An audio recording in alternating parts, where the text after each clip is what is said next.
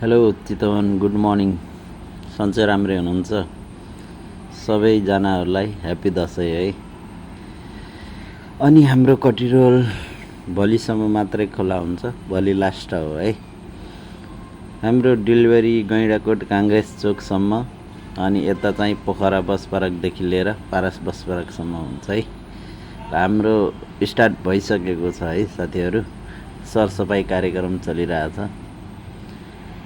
अनि सबैजना दाजुभाइ दिदीबहिनीहरू जति पनि मेरो कस्टमरहरू हुनुहुन्छ उहाँलाई धेरै धेरै दसैँको शुभकामना छ। हजुरहरूलाई सेवा दिनको लागि भोलिसम्म मात्रै हुन्छ है हाम्रो। Okay, bye, take care.